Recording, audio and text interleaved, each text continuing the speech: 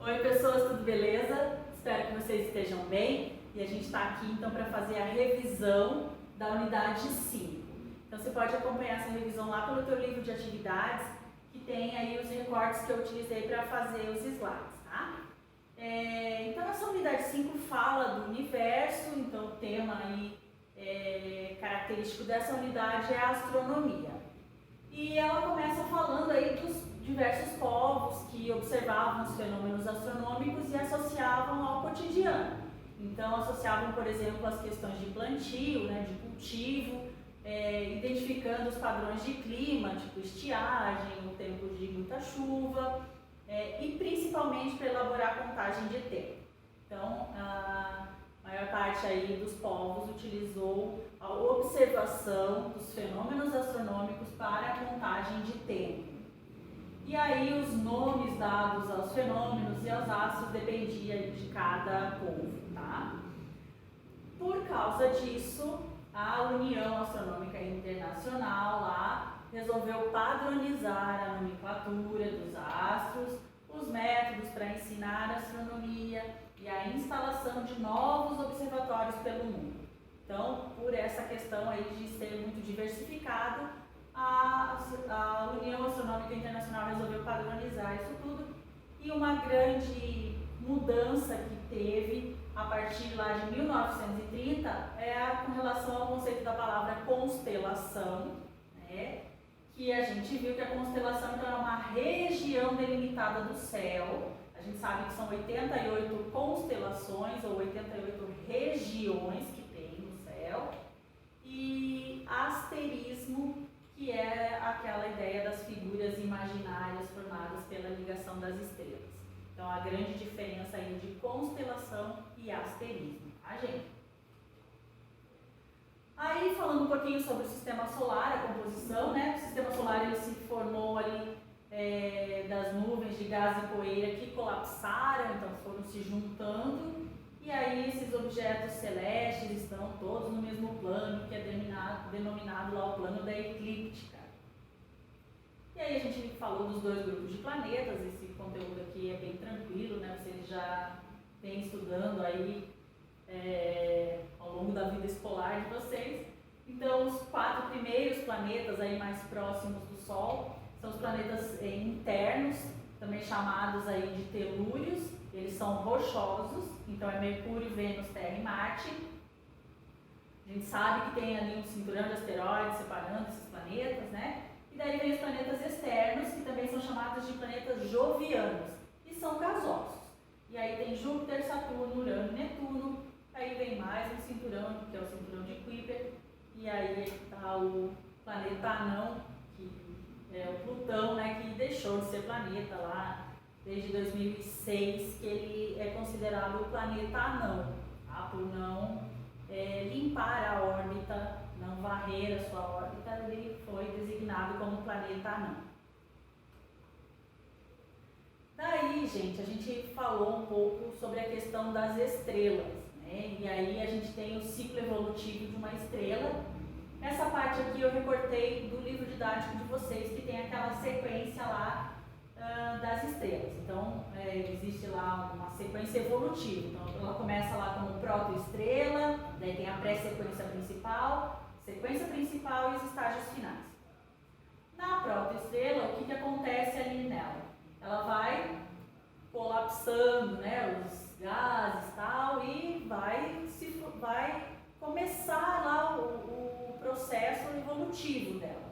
Então, normalmente nessa fase, acontece do tamanho dela ser maior do que o tamanho normal da estrela, né? Então, ela vai ficando com um tamanho muito grande, na maioria dos casos, tá? Então, seria lá, digamos, a primeira fase da estrela, né? Então, ela é uma protoestrela. Pensa que proto é primitivo, tá? Aí, a segunda fase seria a pré-sequência principal. Então, o que acontece aqui nessa fase? Ela vai parar de crescer, digamos assim, então ela cessa o acréscimo da massa no núcleo, então para de juntar massa no núcleo, tá? E aí ela vai se tornando uma estrela pré sequência principal, que ela vai fundir o hidrogênio e o hidrogênio vai se transformar em hélio. Tá? Então, o que acontece lá? A fusão do hidrogênio ela vai gerar uma grande quantidade de energia e isso gera uma pressão dentro da estrela, parando aí a sua contração. Então, essa segunda fase. Na sequência principal é aquela sequência que é a maior parte da vida da estrela. E aí vai depender da massa que ela tem e tal, então enfim, essa é a sequência principal. O que vai acontecer nela? Ela vai atingir uma temperatura que vai realizar a fusão de hidrogênio em hélio e é isso que acontece, essas reações de transformação lá de hidrogênio em hélio que caracterizam a sequência principal, tá, gente? Lembra que isso acontece através da fusão dos núcleos, tá bom? E aí o estágio final, que é o que acontece lá também, vai acontecer com ela, também depende da massa dela, mas aí elas podem então se transformar em anãs brancas, estrelas de nêutrons ou buracos negros, né? Aí tem aquela sequência lá que ela pode, dependendo lá da massa, ela pode se tornar uma gigante vermelha, chegando a anã marrom, ou, então, gigante vermelha e daí virar anã marrom, ou, por outro lado, ela pode seguir aqui o outro caminho lá, que é tornar-se um buraco negro ou uma estrela de nêutrons, tá? Então, depende aí da massa que ela tem. Então, vamos falar um pouquinho sobre isso. Se a massa lá for inferior a 0,08 massa do Sol, elas não se transformam em estrela, elas ficam ali como protoestrelas, né?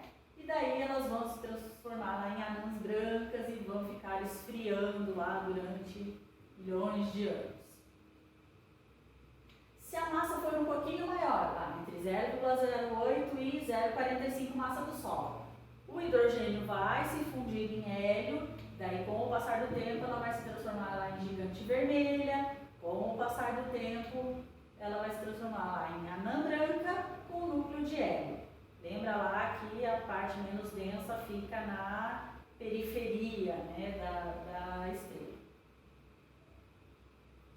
Um pouquinho mais, uma massa um pouquinho maior, entre 0,45 e 10 massa do Sol, o hidrogênio se funde em hélio, depois esse hélio os núcleos também vão se fundir lá em carbono e oxigênio. Então, ao passar do tempo, lá ela se transforma em uma supergigante vermelha com núcleo de carbono e oxigênio, e daí também, né, ela vai, com o passar do tempo, lá se transformar em anã branca com núcleo de carbono e oxigênio. Beleza, gente? Lembra que nós estamos resumindo, né? Então, só os pontos principais aí. Uma massa um pouquinho maior, entre 10 e 25 massa do Sol, vai direto lá para a sequência principal. Então, o hidrogênio vai se fundir em hélio, se transformando lá numa supergigante vermelha. Daí o hélio vai se transformar em carbono e oxigênio. Daí eles vão se transformar lá em sódio. Sódio se transforma em magnésio, magnésio em silício e enxofre, e o silício e enxofre em ferro. O que vai acontecer? Imagine que é uma massa muito grande, né? Então a força gravitacional é intensa ali no núcleo, ela vai explodir. Com essa explosão aí ela vai colapsar e daí vai se transformar numa supernova, o núcleo colapsa e daí vai se transformar numa estrela de nêutrons. Imagine que nós estamos falando de massas muito grandes, né? Entre 25 massas do Sol e 100, extremamente massivas, elas se transformam em supernovas lá e o núcleo vai colapsar até se transformar lá num buraco negro. Então, basicamente, é o resumo da classificação das estrelas com relação à massa. No livro de atividade de vocês tem essa sequência aqui, então, como que acontece, dá para visualizar, então, tudo que eu falei nessa sequência aqui, tá? E aí fala-se da coloração das estrelas, né? Então tem lá também a sequência das classes, né, com relação às cores, e aí vamos resumir aqui. Então elas começam lá com a classe O, tá? Aí elas são diferenciadas, tá, gente, com relação às classes, não é uma sequência evolutiva. Existem estrelas de diversas classes.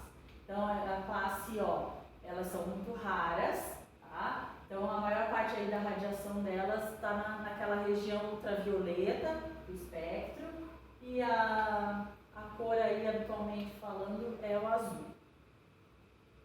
As estrelas de classe B, elas têm lá alta luminosidade, varia a coloração delas entre o azul e o branco.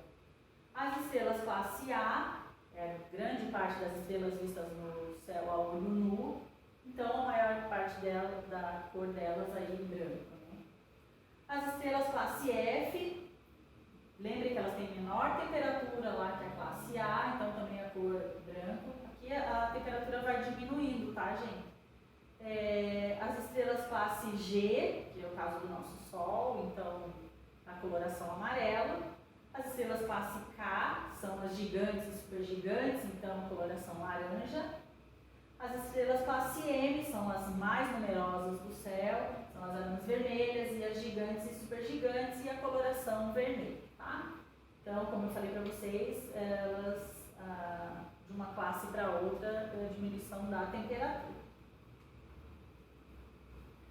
Com relação à nossa localização no universo, a gente falou de 3 medidas, né, 3 unidades de medida utilizadas na astronomia. Então, a gente falou lá da unidade astronômica, que é a distância entre a Terra e o Sol, utilizada para distâncias dentro do Sistema Solar. Então, a gente fala lá que uma unidade astronômica é aquela distância da Terra ao Sol, então 150 milhões de quilômetros aí, né? O ano-luz, que é sempre distância que a luz percorre em um ano, então ela é utilizada para distâncias maiores ou distâncias fora do Sistema Solar. Ano-luz. O parsec, que é a distância de 1 segundo de grau de paralaxe, e aí a gente comentou que o paralaxe é aquela diferença lá no ângulo de observação, né?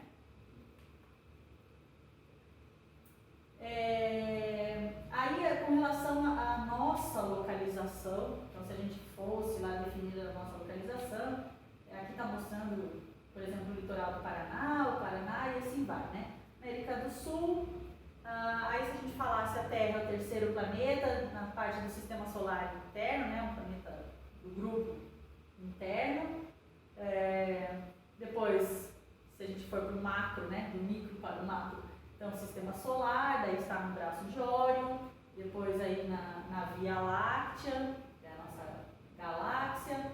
A Via Láctea está num aglomerado, num grupo local, a gente chama de grupo local, que tem mais ou menos aí 50 galáxias. Esse grupo local está num super aglomerado local, que tem outras galáxias, e aí junto com a matéria escura e outros componentes formam o universo, né? Então a nossa localização aí no universo. E a gente comentou da zona habitável, que é aquela região ali que é adequada para se ter vida. Então, é uma região ali de aproximadamente 2 diâmetros da Terra. Então, se a gente pensar ali partindo do Sol, então tem uma primeira região aí que a temperatura é muito alta, e daí essa região representada aqui em verdinho tem praticamente 2 diâmetros da Terra, que é chamada de zona habitável, tá? A partir daí, ficaria a temperatura muito baixa. Então, lendo ali, né, trata-se do local onde a radiação solar é ideal para a geração de vida, pois não é tão quente a ponto de dissipar a atmosfera, nem tão fria a ponto de deixar congelar a água necessária para a vida. Para que um ser humano sobreviva em outro planeta, é necessário que esse planeta esteja em uma zona habitável e que tenha características semelhantes às da Terra. Ou que se tenha uma super tecnologia ali que faça se adaptar a este novo planeta, né? Enfim. Divagações. Gente, é isso. Sobre esse assunto a gente tem muita coisa mesmo para pesquisar, para aprender, para descobrir, né? Porque a cada novo dia tem uma coisa nova aí despontando com relação à astronomia. Mas por enquanto, atenção, não esqueça de responder ao formulário, garanta os seus 5 pontinhos, porque está muito fácil. Pesquise no teu livro didático, pesquise no teu material aí, no teu livro de atividades, onde você quiser usar como fonte de pesquisa, e muito facilmente não deixe perder esses 5 pontos. beijão e até a próxima!